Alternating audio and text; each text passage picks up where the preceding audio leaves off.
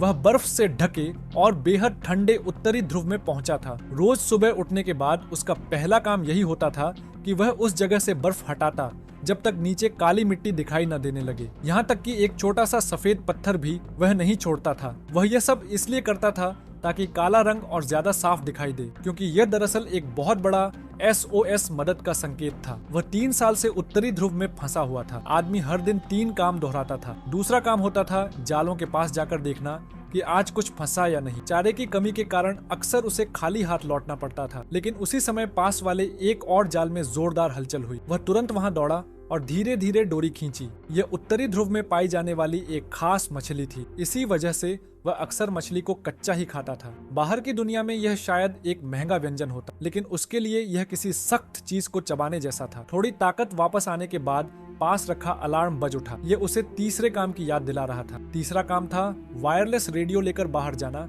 और सिग्नल ढूंढना। हर बार उसे जगह बदलनी पड़ती थी, क्योंकि पृथ्वी के चुंबकीय प्रभाव के कारण सिग्नल की सीमा बहुत कम थी। शायद तभी मशीन पर हरी बत्ती जलती जब कोई सच में उसके करीब आता। यही उस आदमी की रोजमर्रा की जिंदगी थी, लेकिन उसे सिर्फ कठोर मौसम का ही सामना नहीं करना पड़ता था, बल्कि ध्रुवीय भालू का खतरा भी हमेशा बना रहता था। वह तुरंत भागकर विमान के अंदर चला गया। भोजन की कमी के इस मौसम में ध्रुवीय भालू का इंसानों को निशाना बनाना असंभव नहीं। काफी देर इंतजार करने के बाद भी कुछ दिखाई नहीं दिया तो उसे लगा कि शायद भालू पेट भरकर चला गया है। इसलिए उसने दोबारा बाहर निकलकर सिग्नल ढूंढने का फैसला किया, लेकिन उसने देखा कि ध्रुवीय भालू थोड़ी दूरी पर ही घूम रहा। शायद वह इस इंतजार में था कि शिकार बेफिक्र हो जाए। फिलहाल आदमी सुरक्षित था। वह एक और पहाड़ी ढूंढने लगा, पर जाकर रेडियो हिलाने लगा। तभी दूर से एक भीषण तूफान आता दिखाई दिया। तेज हवाएं चलने लगीं, तो वह जाने ही वाला था कि अचानक हरी बत्ती एक पल के लिए जल उठी। हालांकि यह बस एक पल था, लेकिन उम्मीद की वह छोटी सी चिंगारी भी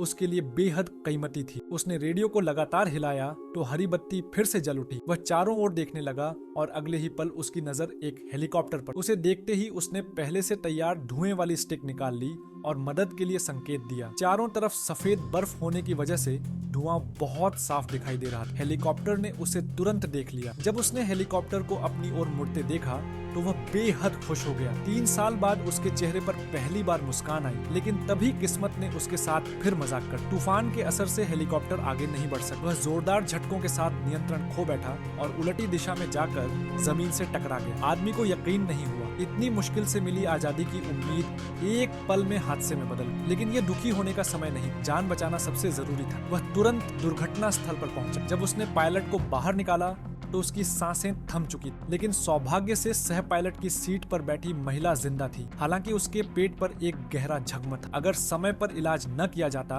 तो संक्रमण से उसकी मौत हो सकती। आदमी ने हेलीकॉप्टर में दवाएं ढूंढनी शुरू की। किस्मत से उसे एक फर्स्ट एड बॉक्स मिल गया, जिससे वह अस्थायी तौर पर जख्म को सिल सका। पूरी तरह ठीक होने के लिए अस्पताल जाना जरूरी था, लेकिन इस सुनसान उत्तरी ध्रुव में अस्पताल कहाँ? महिला बेहोश थी, लेकिन उसकी धड़कन महसूस कर आदमी को थोड़ी राहत मिली। वह फिर से हेलीकॉप्टर में काम की चीजें ढूंढने लगा। उसे 2 सिग्नल स्टिक और एक नक्शा मिला। ये बहुत कीमती था। नक्शे की मदद से शायद किसी रिसर्च स्टेशन तक पहुंचा जा सकता था। इसके अलावा उसे इंस्टेंट नूडल्स का एक डिब्बा भी मिला। ये उसके लिए किसी दावत से कम नहीं था। उसने पैकेट खोला और बिना देर किए खाने लगा। लंबे समय बाद गर्म खाने की खुशबू ने उसे सुकून दिया। खाने के बाद उसने महिला को वापस अपने आश्रय में ले जाने का फैसला किया और जाते समय हेलीकॉप्टर पर मदद का संदेश छोड़ दिया। आश्रय में पहुंचकर उसने महिला को अपने बिस्तर पर लिटा दिया। पहले अकेले रहना ही मुश्किल था, अब एक गंभीर रूप से घायल महिला के साथ जिंदगी और भी कठिन हो गई थी। लेकिन उसने जरा भी हिचकिचाहट नहीं दिखाई। उसने मन ही मन तय कर लिया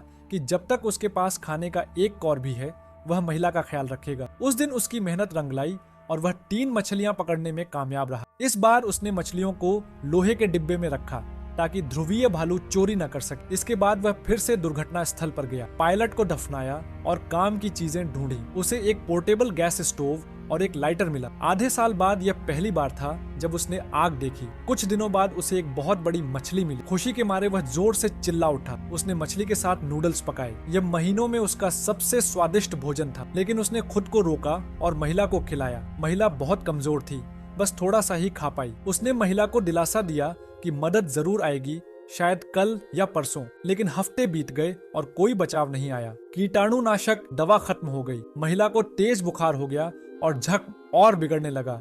अगर जल्द इलाज न मिला तो उसकी जान जा सकती थी। आदमी दुविधा में पड़ गया। वह मदद का इंतजार करना चाहता था, लेकिन महिला को मरते हुए भी नहीं देख सकता था। आखिरकार उसने एक साहसिक फैसला लिया। उसने टूटे हुए विमान के हिस्सों से जरूरी सामान बनाया, ज्यादा मछलियां पकड़ी और हेलीकॉप्टर से स्लेज निकाली। साथ ही उसने महिला की पारिवारिक तस्वीर भी रख ली ताकि उसे जीने की ताकत मिल सके। उसने नक्शे पर रास्ता तय किया और सबसे नजदीकी मौसम स्टेशन को चिन्हित किया। भले ही रास्ता लंबा और खतरनाक था, लेकिन महिला को बचाने के लिए वह निकल पड़ा। रवाना होने से पहले उसने अपने बर्फीले घर को आखिरी बार देखा और बिना पीछे मुड़े चल पड़ा, क्योंकि वह जानता था कि अगर रुक गया तो हिम्मत टूट जाएगी। एक घायल महिला के साथ पैदल उत्तरी ध्रुव पार करना उसकी जिंदगी का सबसे खतरनाक फैसला था। रास्ता उसकी कल्पना से कहीं ज्यादा कठिन निकला। थकान, ठंड और खतरों के बावजूद वह आगे बढ़ता रहा। रात को उसने बर्फ में एक छोटा सा आश्रय बना। अगले दिन भी वह तूफानों और पहाड़ों का सामना करता हुआ चलता रहा। धीरे धीरे उसकी उंगलियां बुरी तरह जम गईं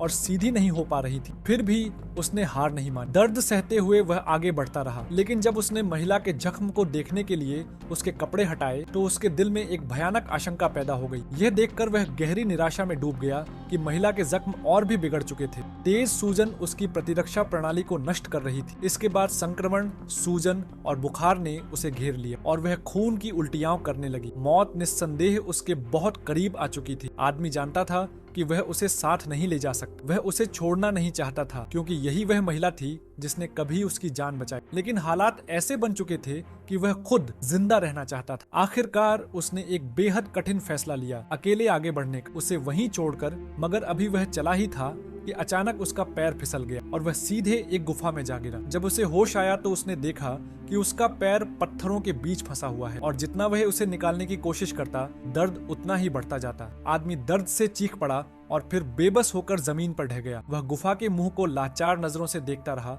और किस्मत के इस क्रूर मजाक पर अफसोस करने लगा। उसकी आंखों से आंसू बहने लगे। काफी देर बाद उसने खुद को संभाला और अब तक की पूरी मुश्किल यात्रा को याद किया। उसने तय किया कि वह यहाँ हार नहीं मानेगा, चाहे मरना ही क्यों न पड़े, लेकिन रास्ते में ही मरेगा। इसके बाद वह एक पल भी गंवाए बिना दोबारा महिला के पास पहुंचा। वह उसके दस्ताने लेना चाहता था, लेकिन उसकी मुट्ठी बहुत कसकर बंद थी। जब उसने ध्यान से देखा तो वह हैरान रह गया। महिला न सिर्फ जिंदा थी, बल्कि उसकी हालत चमत्कारिक रूप से बेहतर हो चुकी थी। वह अपने जज्बातों पर काबू नहीं रख सका।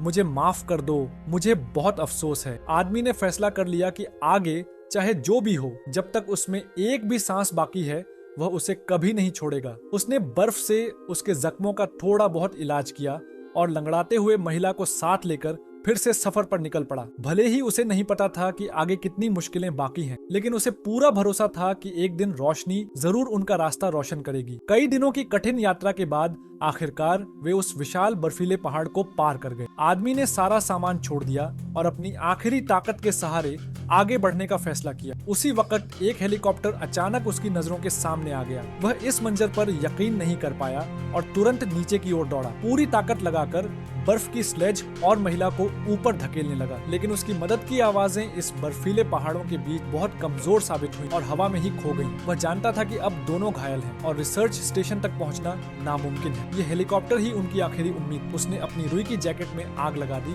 और सब कुछ दांव पर लगा, लेकिन कपड़े पूरी तरह जल गए और किसी ने भी उन्हें नहीं देखा। जब हेलीकॉप्टर पहाड़ों के बीच गायब हो गया तो आदमी ने महिला को गले लगा ली और बेबसी में फूट फूट कर रो पड़ा। फिर उसने उसे धीरे से जमीन पर लिटाया और खुद भी थक कर वहीं लेट गया। दोनों ने एक दूसरे के हाथ मजबूती से थाम लिए। आदमी को कोई पछतावा नहीं था, क्योंकि जिंदा रहने के लिए उसने पूरी कोशिश की थी। जिंदगी के आखिरी पलों में किसी अपने के साथ होने की वजह से वह खुद को अकेला महसूस नहीं कर रहा। धीरे धीरे उसने अपनी आंखें बंद कर ली और मौत के आने का इंतजार करने लगा। तभी हेलीकॉप्टर की गूंजती हुई आवाजें सुनाई देती है और इसी के साथ फिल्म समाप्त हो जाती है।